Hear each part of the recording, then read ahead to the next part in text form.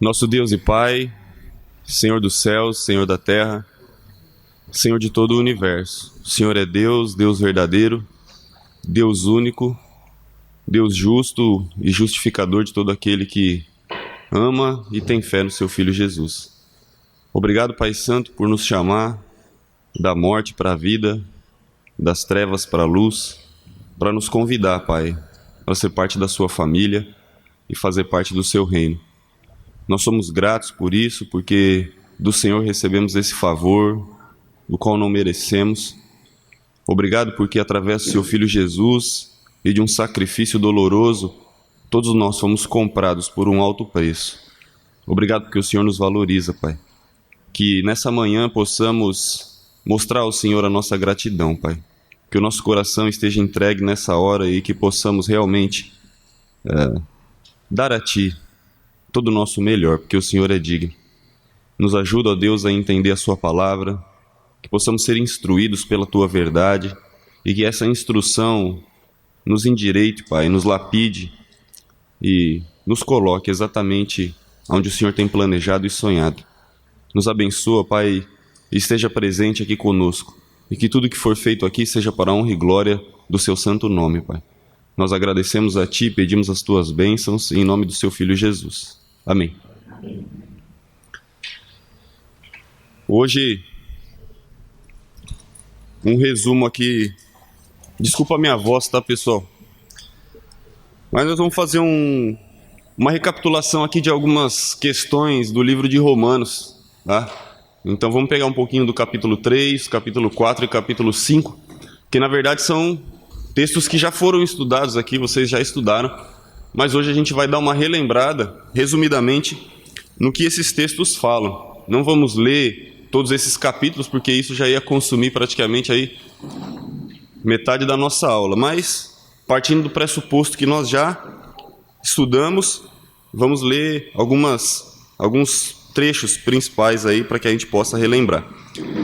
Bom, Romanos então está falando uma carta para uma igreja praticamente composta por judeus e gentios, e Paulo então está abordando a questão da justificação, tentando eliminar possíveis diferenças que aqueles irmãos estivessem sentindo entre si. Então, uma igreja onde parte era de judeus e parte de gentios, talvez a cultura, as questões morais, religiosas que aquelas pessoas traziam na sua história, nas suas famílias, pudesse ser uma influência.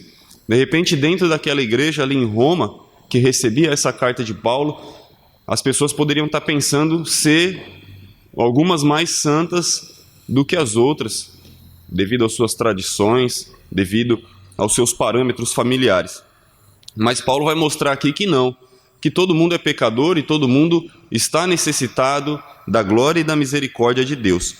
E a partir da segunda metade do capítulo 3, ele vai trazer para a gente, então, inspirado pelo Espírito Santo, toda uma explicação a respeito da justificação, como ela se dá e como ela não tem nada a ver com o que aqueles homens poderiam carregar de suas tradições e de suas vidas religiosas. Isso é importante para a gente, né? Porque muitas vezes nós temos o hábito de nos sentir, às vezes, melhores do que outro, por alguma coisa que fazemos, ou por alguma coisa que temos, ou de repente até que os nossos pais fizeram.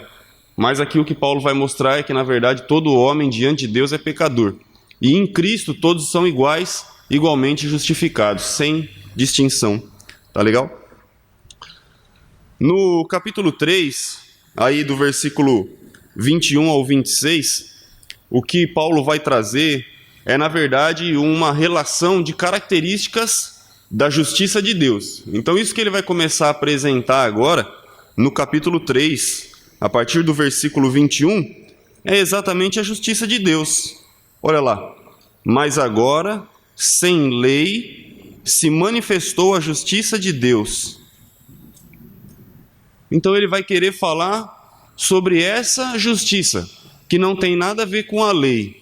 E ele vai, do versículo 21 ao 26, trazer alguns princípios, algumas características dessa justiça. A primeira característica está logo aí no verso 21. É que ela foi manifesta. Mas agora, sem lei, se manifestou a justiça. Ela está manifesta. A primeira característica da justiça de Deus é que ela não é mais um segredo. Foi por muito tempo, mas não é mais. No Novo Testamento a gente encontra muitas vezes aqueles dizeres que havia um mistério oculto e que foi revelado em Jesus.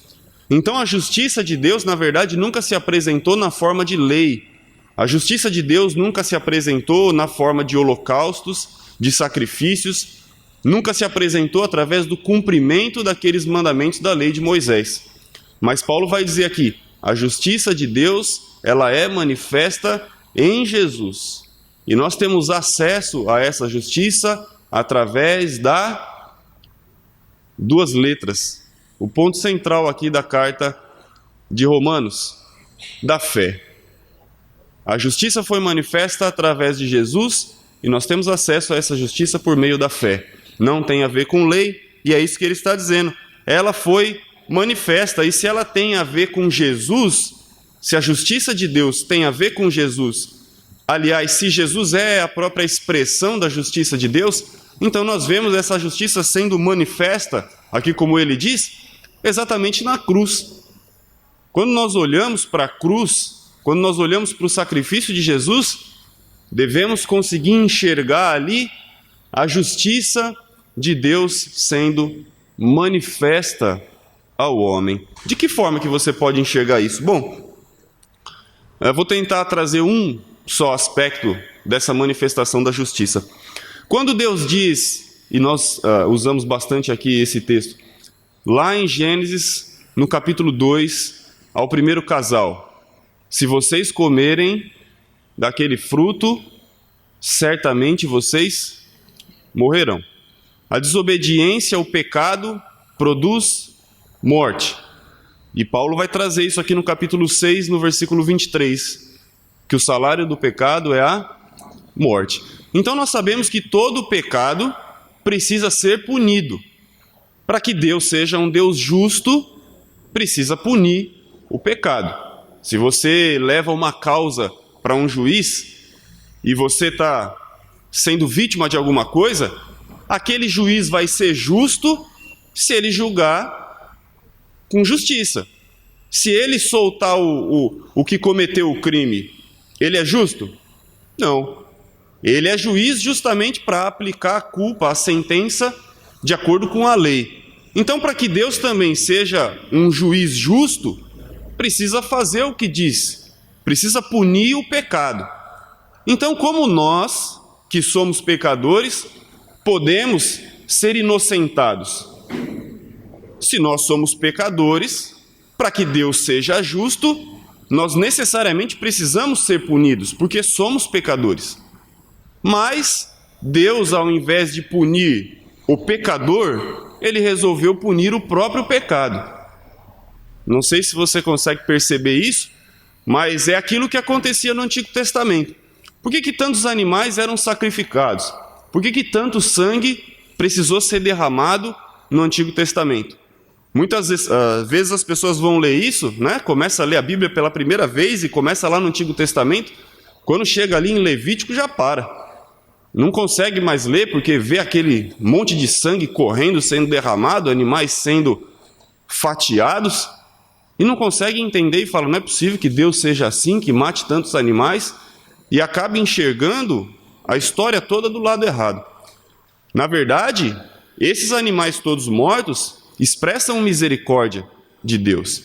Porque uma vez que o pecado precisa ser punido e uma vida precisa ser dada por conta do pecado, porque o salário do pecado é a morte. Onde há pecado, uma vida precisa ser dada para solucionar esse pecado. E Deus, no Antigo Testamento, ao invés de requerer a vida dos pecadores, aceitou a substituição por animais. Então, cada vez que um animal era morto no Antigo Testamento, na verdade, Deus estava poupando a vida do pecador, da pessoa que realmente merecia a morte. Então, quando nós lemos lá no Antigo Testamento que aqueles animais todos eram mortos, nós devemos enxergar naquilo a misericórdia de Deus com os homens, que eram, na verdade, aqueles que realmente deveriam morrer. Não devemos enxergar Deus como um Deus maldoso que matou os animaizinhos. Pelo contrário, Ele é bom. Ele é bom porque aceitou um animal no lugar de uma pessoa. Poupou a vida de quem realmente havia pecado. Então, nessa questão, a gente percebe que sempre Deus vai requerer uma vida para solucionar um pecado. Pecou? Alguém precisa morrer por causa desse pecado, porque o salário do pecado é a morte. No Antigo Testamento foram os animais, mas para que esses animais fossem abolidos e para que nós tivéssemos acesso a esse perdão, uma outra vida foi dada, a vida do próprio Filho de Deus. Então, para que a justiça de Deus se manifeste na cruz, para que a gente consiga enxergar essa justiça manifesta na cruz, vamos olhar para Jesus e vamos enxergar que Deus, ao invés de escolher punir a mim e a você que somos pecadores, escolheu punir o pecado. E assim ele puniu esse pecado em quem ele quis. E ele fez e precisou fazer em alguém que fosse realmente puro. E esse alguém só podia ser Jesus. Então, a justiça de Deus é manifesta, como vai dizer para a gente aqui no versículo 21, no capítulo 3 de Romanos, nesse aspecto, de que ao olhar para a cruz de Jesus, nós percebemos que Deus é justo. A justiça de Deus está manifesta na cruz, porque o pecado não ficou sem solução, Deus resolveu e puniu como realmente a lei mandava, e agora nós temos acesso a essa justiça. Essa é a primeira característica que a gente pode trazer aí no versículo 21. A segunda característica é que ela provém do próprio Deus, né? É justiça de Deus, não é justiça de homens. Não tem a ver com aquilo que eu posso conquistar. Aliás, esse é o ponto de Paulo aqui para gentios e judeus. Talvez a discussão aqui entre eles fosse: eu sou gentio, eu tenho a sabedoria, eu tenho as minhas questões morais, eu tenho aquilo de ético que eu faço. E o judeu falava: não, eu sou descendência de Abraão, eu tenho a lei, eu tenho todos esses benefícios históricos ao meu favor. E então, de repente, se havia alguma discussão nessa igreja em Roma sobre que tipo de povo era mais justificado, Paulo vai dizer: a justiça, ela vem de Deus. Não tem a ver com aquilo que o homem possa fazer. Não tem a ver com conquista, não tem a ver com performance. E isso é o que normalmente a gente tem em mente. O nosso desejo sempre de fazer o melhor para Deus é correto, justo, perfeito e bom. Faça o melhor, dê o seu melhor para Deus. Mas nunca os nossos melhores vão nos tornar merecedores da vida de Jesus. Nunca os nossos melhores vão ser capazes de apagar os meus pecados do passado. Preciso de uma outra solução. Preciso que a justiça venha de outro lugar, não de mim mesmo. Inclusive no capítulo 2, o apóstolo Paulo trouxe essa questão quando ele levantou aqui uma profecia do Antigo Testamento. Ele vai dizer que não há um justo sequer. Somente não há um só que faça o bem. Então será que eu posso olhar para o meu passado e falar assim: olha, eu vou conseguir ser justificado porque eu sou bom? Não, não há um bom, não há um somente que faça o bem. Então a justiça provém de Deus e não tem a ver com aquilo que nós conquistamos, mas tem a ver com aquilo que Deus tem para nos oferecer. Uma terceira característica que eu queria trazer, que a gente consegue encontrar aqui, no versículo 22 agora. Justiça de Deus mediante a fé. Justiça de Deus mediante a fé. Ponto central da carta aos Romanos. Vai ser levantado no capítulo 4, vamos trabalhar ainda mais em cima desse aspecto quando ele trouxer o exemplo da vida de Abraão.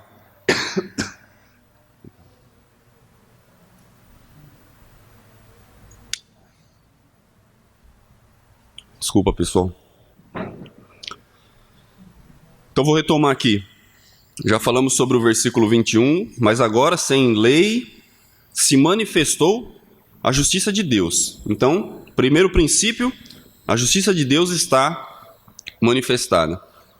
Ainda tem mais um aqui, né? Ele vai dizer que ela foi testemunhada pela lei e pelos profetas. A gente sempre diz isso, né?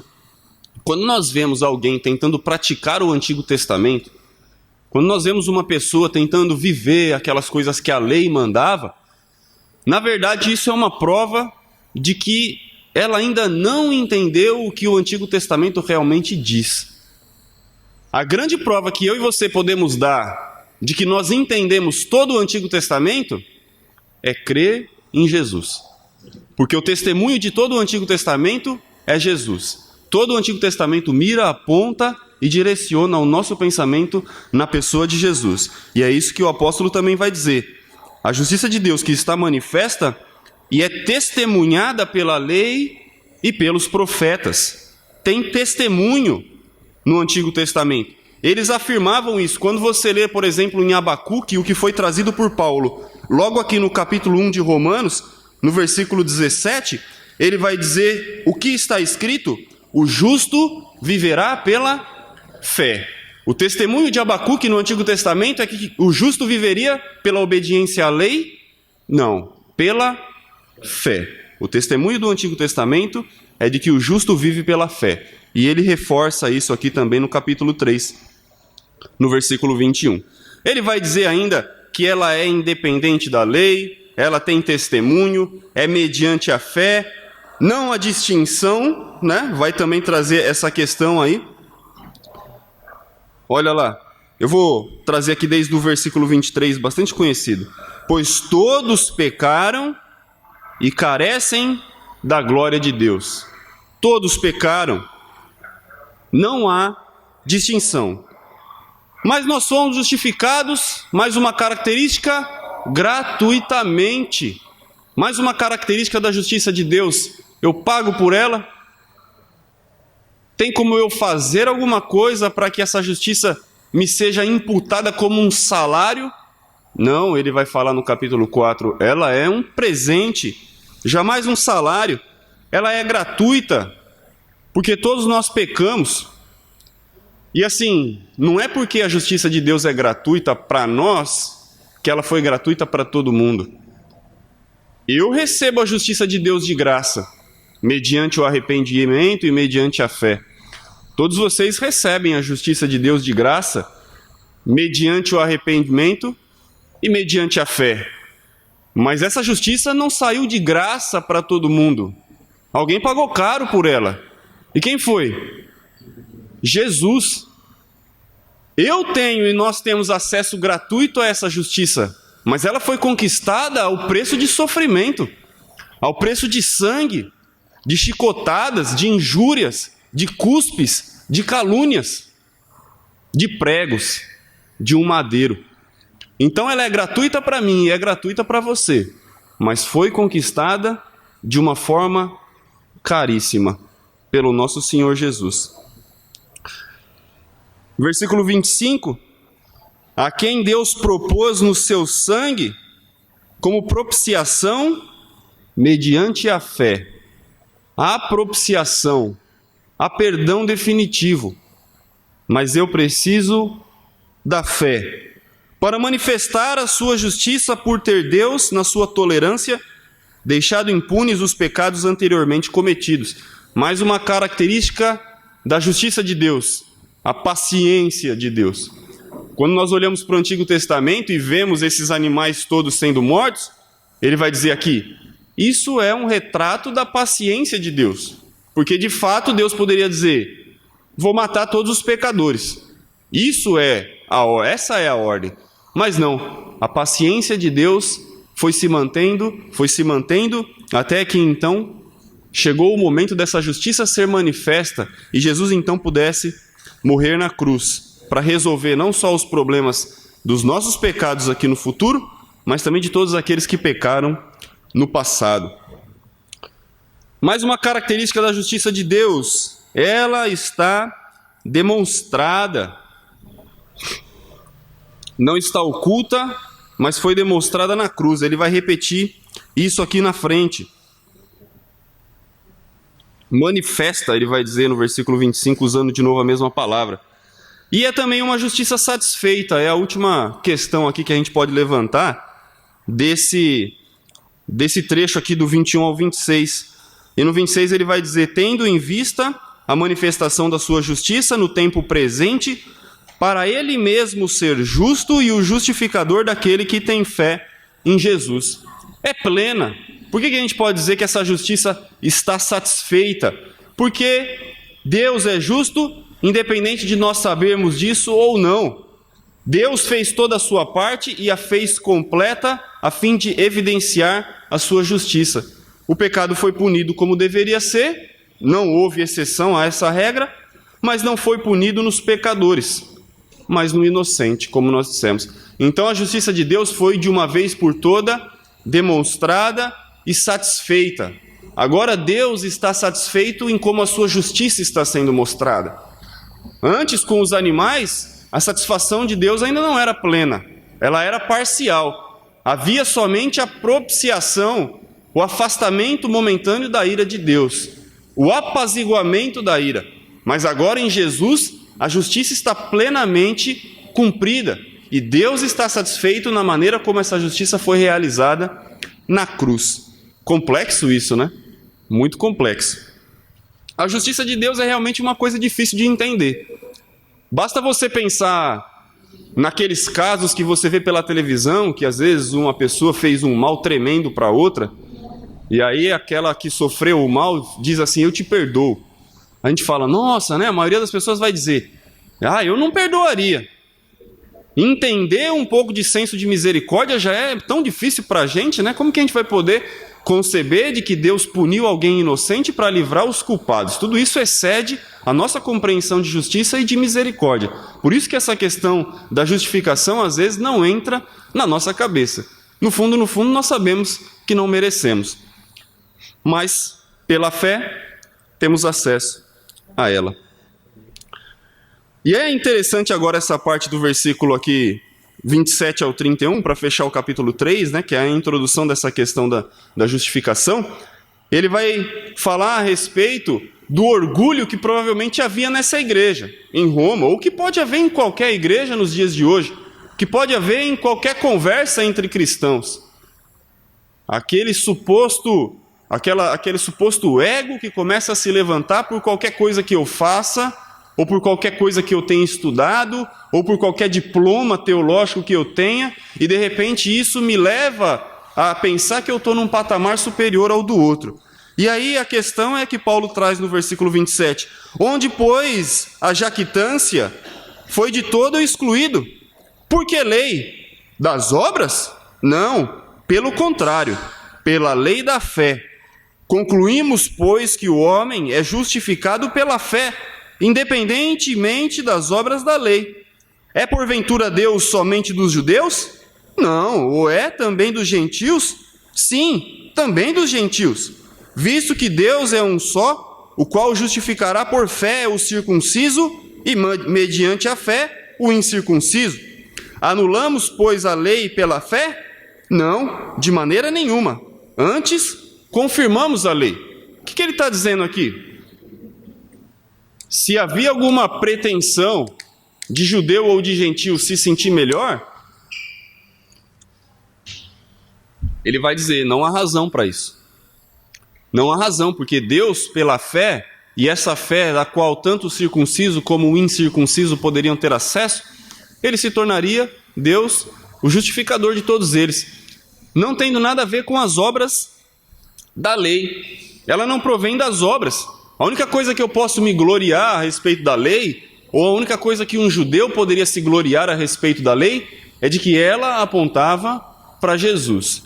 E se ele entendesse isso, como esses aqui de Roma estavam entendendo, porque eram cristãos, eles estariam caminhando de acordo com o verdadeiro mandamento da lei. Eu vou ler um trechinho aqui. Esse livro aqui, acho que vocês tiveram acesso, né? Isso aqui foi publicado pela editora do Ebenezer. É um comentário da carta aos Romanos, muito bacana. Eu vou ler um trecho de conclusão a respeito desse capítulo 3, que vai trazer para a gente uma reflexão sobre essa questão das obras. Será que a justificação, o perdão de Deus, chega até nós porque nós somos bons? Chega até nós porque nós fazemos coisas boas? Será que é por isso que ele chega a nós? Já dissemos aqui que não. Paulo está dizendo constantemente, não. Vamos ler um trechinho aqui. toda a nossa frequência à igreja, todo o crescimento da igreja, todo o dinheiro que nós dermos em toda a nossa vida, todas as pessoas que ensinarmos, todos os sermões que pregarmos, todos os sacrifícios que fizermos, todas as orações que fizermos, toda a simpatia que mostrarmos e todos os sonhos que sonharmos, não vão remover um só dos nossos pecados. Todas essas coisas nós devemos a Deus e devemos a Ele ainda mais. Quando nós tivermos feito todas essas coisas, nós ainda seremos servos inúteis. O que é necessário então para que eu e você sejamos úteis a Deus? Jesus é necessário. Jesus é a satisfação de Deus. Ele é a justiça de Deus. Quando eu o possuo, então eu me torno útil para Deus. Eu produzo fruto que é útil para Deus. Eu cresço em ser útil para Deus. Então, acho bem interessante essa reflexão, porque nós vemos de uma história, nós viemos, religiosa, não digo nem da nossa própria vida particular, mas eu falo do cristianismo como um todo. E ele já tem mais de 2000 anos. E toda a tradição que vem pela cultura e pela família, infiltrada nos pensamentos religiosos, é aquela mesma cultura das indulgências. É aquela mesma cultura na qual você paga para conquistar a sua salvação. É a mesma cultura da qual você tem que fazer para merecer. E essa cultura tem se levantado a cada dia mais nos tempos atuais, com os dízimos, com essas coisas todas. Você precisa fazer para merecer, quando na verdade nós não merecemos nada e nada do que fizermos nos tornará merecedores. Você quer ser útil para Deus? Creia em Jesus. Ele vai te levar a uma vida útil a Deus. Mas nunca, nada do que fizermos pode remover os nossos pecados. Eu posso ser o maior obreiro que a igreja já viu ao longo desses 2000 anos. Eu posso vencer todos os feitos do apóstolo Paulo, que é um homem que fez coisas grandiosas. Se no meu coração não houver fé em Jesus, eu vou para o inferno. Eu vou para o inferno. Isso é importante da gente pensar, porque tudo começa na fé, no amor pelo nosso Deus e pelo sacrifício de Jesus. Não quero que vocês fiquem com essas caras. Na verdade, isso é um alívio para nós, Não é um peso, isso é um alívio. Quando às vezes a gente fica se martirizando, eu não fiz isso, eu não fiz aquilo, se torture e pense em como fazer o seu melhor para Deus. Nós devemos isso a Ele. Mas não pense que essas coisas é que vão te levar para o céu. Paulo está tentando livrar essa igreja desse pensamento. Creia em Jesus. E aí você vai conseguir fazer todas essas coisas. E aí o exemplo que ele vai trazer não podia ser outro. Quem que é o ícone quando se fala em fé na história bíblica? Abraão. E então ele abre o capítulo 4 trazendo as provas de tudo isso que ele está falando. Olhem para Abraão. Ele vai dizer, se havia glória, se havia qualquer tipo de soberba por parte dos judeus na sua história, então olhe para o patriarca, olhe para aquele que deu início a todas as promessas. Por que é que ele foi justificado? Pelas coisas que fez? De maneira nenhuma. Versículo 1 do capítulo 4. Que pois diremos ter alcançado Abraão, nosso pai, segundo a carne? Porque se Abraão foi justificado por obras, tem de que se gloriar, porém não diante de Deus. Porque o que está escrito lá no Antigo Testamento? No capítulo 15 de Gênesis, quando Deus pela segunda vez faz a promessa para Abraão. Versículo 3. O que diz as Escrituras? Abraão creu em Deus. Abraão creu. E isso lhe foi imputado para a justiça. Aqui não diz, e Abraão fez coisas, e por isso foi justificado. Não. Ele creu. E isso lhe foi imputado como justiça. Teve uma outra aula que a gente brincou aqui, inclusive foi aqui do capítulo 4 que eu fiz uma tabela ali do Olerite, E aí no Olerite que a gente recebe no trabalho, você tem uma coluna que é dos créditos e outra que é dos débitos, aquilo que você recebe, os honorários, e aquilo que o governo carinhosamente toma de você. Nessa tabela aí do holerite, um lado entra aquilo que você tem que receber e no outro lado sai aquilo que você tem que pagar. É o termo que o apóstolo Paulo está usando quando ele fala: isso lhe foi imputado, creditado. Isso é um termo que pode ser econômico. É um termo que quer dizer aquela tabela do que você tem que receber. No final do mês vem lá tantos dias ou tantas horas trabalhadas, vezes tanto que você recebe por hora, né, se você é um horista, e isso dá um valor total que você vai receber no final do mês. Aquilo está sendo imputado ali. Por quê? Porque é justo. Você trabalhou, você merece receber aquele salário. O acordo é esse. Mas aqui ele está dizendo: Abraão teve essa sua coluna dos créditos preenchida, mas ele trabalhou por isso? Não. Ele creu. Já pensou você ter um patrão e o patrão falar para você: olha, se você fica na sua casa 30 dias e acredita que no final do mês eu vou pagar um salário para você. E você acredita e no final do mês o salário chega. É mais ou menos isso que aconteceu com Abraão. Não é uma questão de merecimento, é uma questão de favor. Isso lhe foi imputado porque ele creu.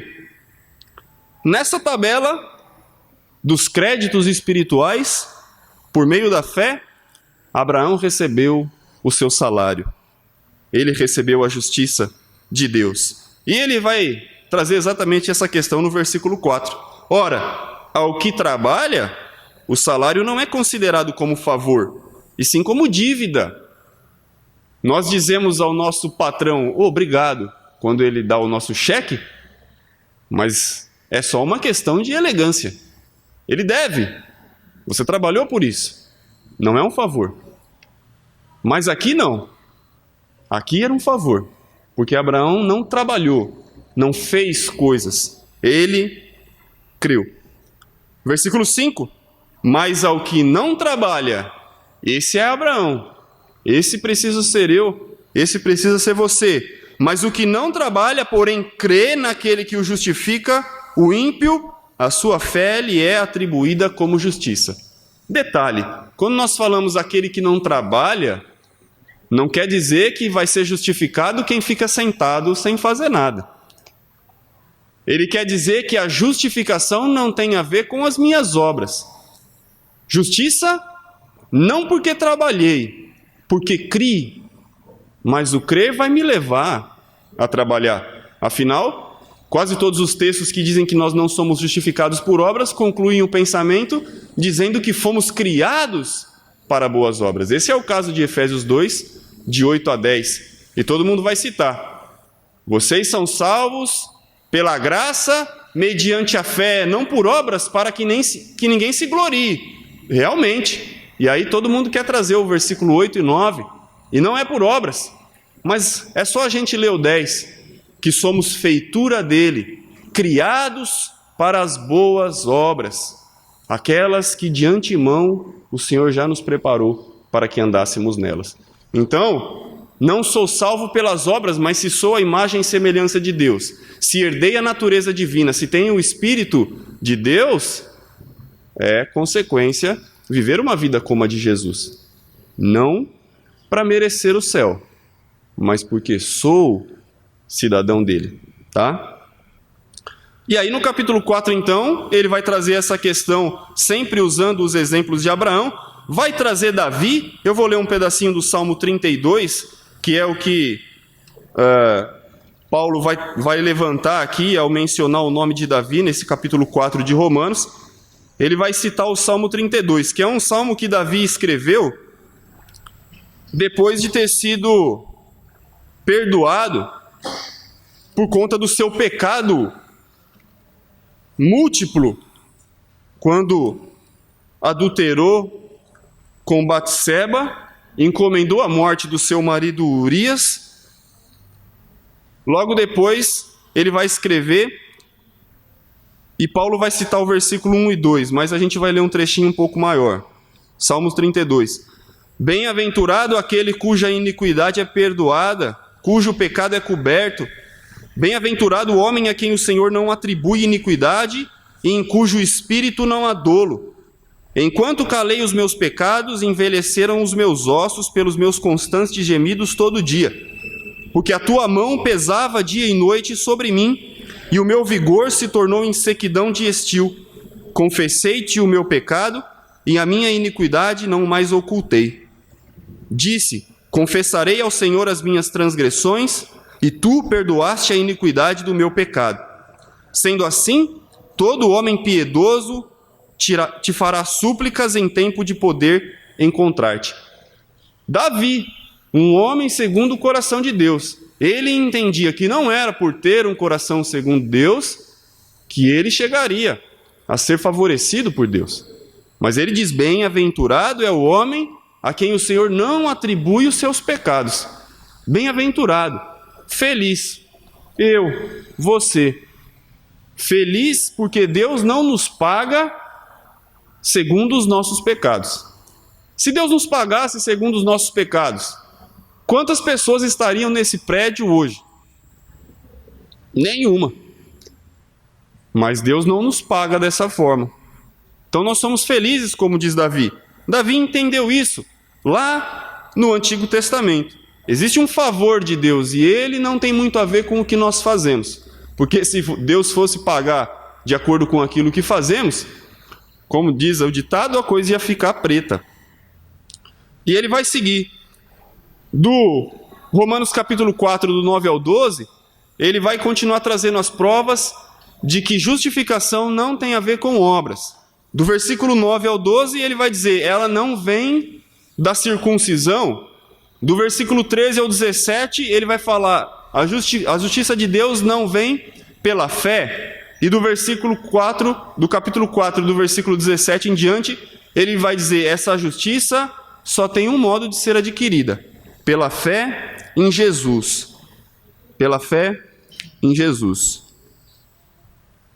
Porque ele é o verdadeiro poder de Deus. Então, o capítulo 4, recordando então, ele é uma prova bíblica disso tudo que nós estamos falando.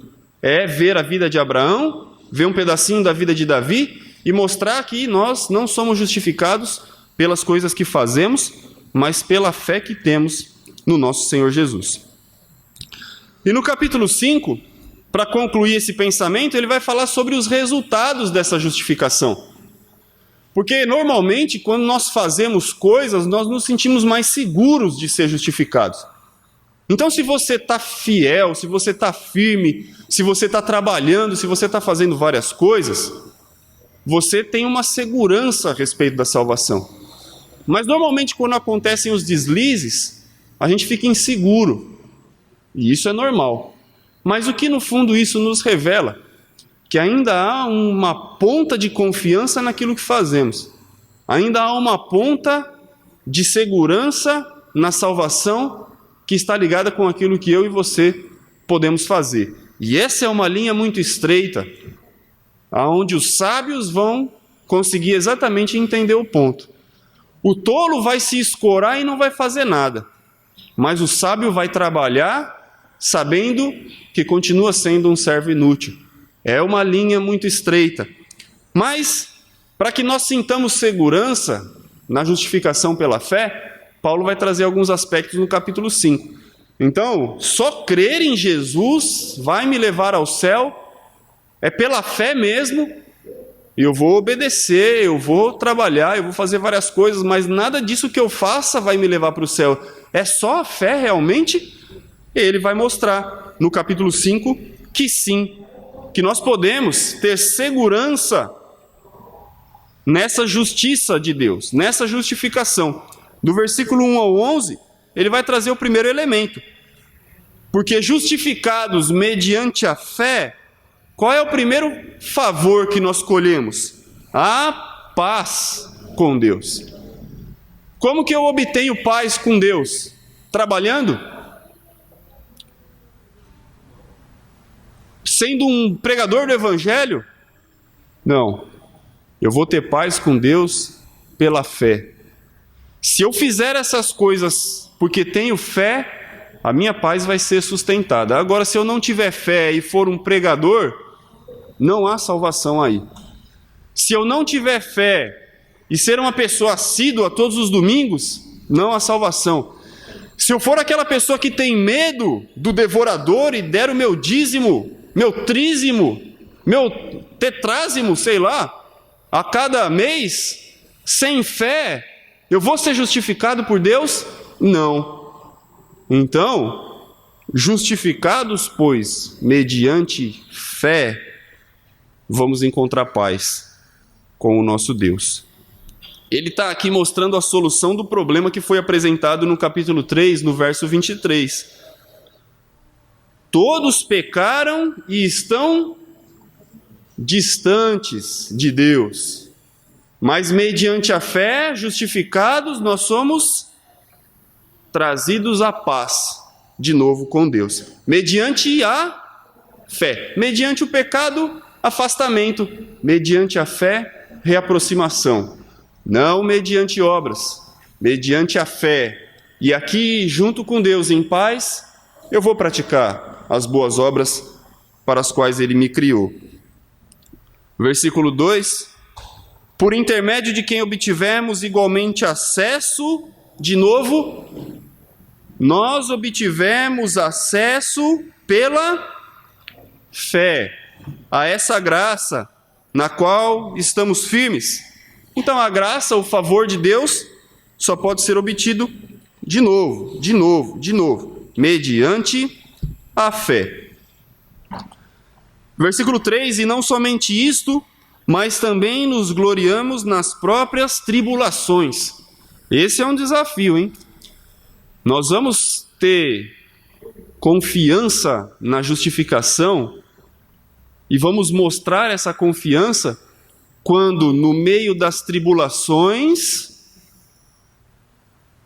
nós nos gloriarmos. Puxa vida, não é fácil você dar graças a Deus pelas dificuldades.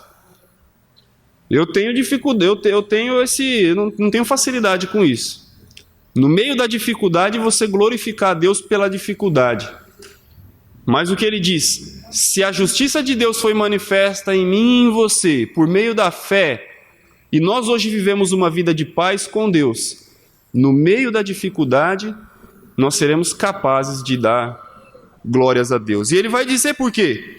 Porque a tribulação produz perseverança, e a perseverança, experiência, e a experiência, esperança. E a esperança não confunde, porque nela o amor de Deus é derramado em nosso coração pelo Espírito Santo que nos foi outorgado. Então as pressões que nós sofremos nessa vida, as dificuldades que nós sofremos, e aqui o termo que ele usa quando ele fala sobre essas aflições, é o mesmo termo que era usado quando um homem ia pisar o vinho, a uva, né, para produzir o vinho. Então essa pressão que o pé do homem exercia sobre as uvas, essa pressão que a uva sofre, é para que se extraia dela o seu melhor. E é o mesmo termo que Paulo vai trazer aqui, que as aflições e que a pressão que nós sofremos nessa vida é para tirar de nós o melhor que há no nosso interior. Nesse ponto de vista, então, eu acho que dá. Eu acho que dá para dar graças a Deus quando estiver passando pelas dificuldades. Mas olha, é só com uma fé verdadeira, com uma fé autêntica em Jesus, que nós vamos conseguir chegar a esse ponto. Mais um benefício, mais um resultado positivo, é de que fomos beneficiados mesmo quando inimigos. Eu gosto muito desse trecho aqui que ele vai trazer aqui, a partir do versículo 6, e nós já estamos encerrando. Gosto muito desse trecho de 6 a 11. Porque Cristo, quando nós ainda éramos fracos, morreu a seu tempo pelos ímpios. Dificilmente alguém morreria por um justo, pois poderá ser que pelo bom alguém se anime a morrer. Mas Deus prova o seu próprio amor para conosco, pelo fato de ter Cristo morrido por nós, sendo nós ainda pecadores. Logo, muito mais agora, sendo justificados pelo seu sangue, seremos por ele salvos da ira. Porque se nós, quando inimigos, fomos reconciliados com Deus mediante a morte do seu Filho, muito mais, estando já reconciliados, seremos salvos pela sua vida. E não apenas isto, mas também nos gloriamos em Deus por nosso Senhor Jesus Cristo, por intermédio de quem recebemos agora a reconciliação. Olha, se nós quando éramos inimigos, se nós quando estávamos longe por causa do pecado, recebemos o favor de Deus enviar do céu o seu próprio Filho para sofrer na cruz e nos trazer de volta, se Deus foi capaz de fazer isso enquanto estávamos longe, sendo inimigos, o que será que Ele não vai fazer agora que nós estamos perto? O que será que Ele não tem para fazer por nós agora que encontramos a paz com Ele?